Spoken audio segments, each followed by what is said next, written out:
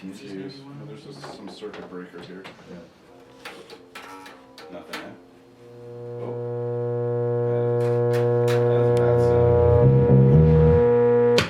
Okay. But it smells I'm not. real bad. To be honest. Well, Yeah, I can smell that. Yep. It smells like blown up things. Sometimes you win, sometimes you lose.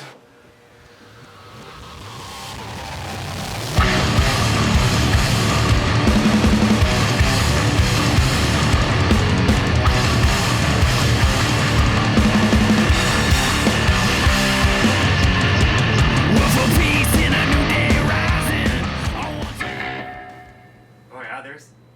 Okay, rock that out.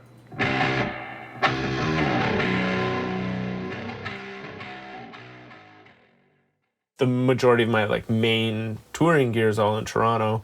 I kind of relied on the studio to have really good equipment for us to use. They have a lot of really good gear. I believe the way it works is it's a speaker that becomes a microphone.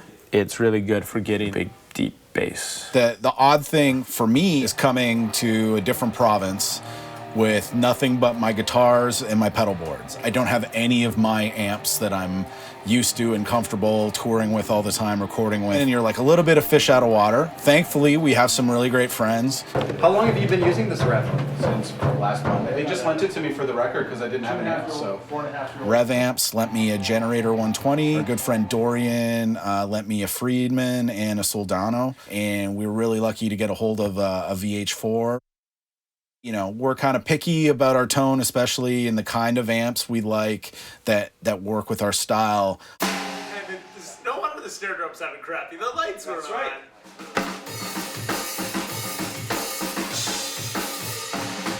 I could really hear it sitting down when we were going through the drum selection process. The drum tech, Tim, the way he hits a snare drum sounds awesome. The way Mike hits a snare drum is completely different and sounds uniquely like Mike. There is such an amount of character, and that's got to be part of the decision-making process too. All that gear, a lot of it's minutia, and it's super important, but what's important are our hands, our voices. I think this process is much like how we recorded DSOL. It's similar to how we recorded Searching for Zero as well, but Searching, it was done really, really live feeling. No click tracks, we were just kind of gripping it and ripping it, putting things together to make the vibe feel right and feel good on tape. This one is it feels, more like doing Dead Set on Living, which was great. That was a great environment. We're recording to a click track while I play. So there's no it's got to be perfect to the grid. It's just, is the vibe right?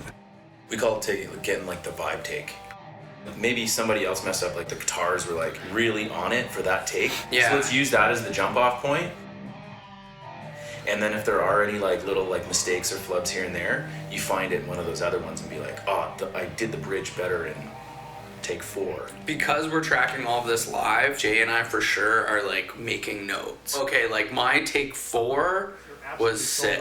So I think it's getting used to everyone kind of being in charge of their own parts. I can't wait to try more ideas. There's certain things in the studio, tracking the bed tracks. I kind of had this idea to just do this weird sort of little wall lick. It came out really cool. I'm really into the idea of getting a lot of the drums done as soon as possible. We're doing a lot of keeper bass, keeper guitar, as much keeper vocal as possible. I would love for this to have as much of that stuff in the final product as possible. With this record is that we just stay true to that identity of Cancer Bats, because we're not about alienating people and trying to put out something weird. We just want to put out songs that we're stoked to play, and hopefully other people like them too. Cheers. Sorry, Jim. The shot's the shot. Okay, go for it. It's all good. Cheers to this next take. Yeah, I really like those. Okay.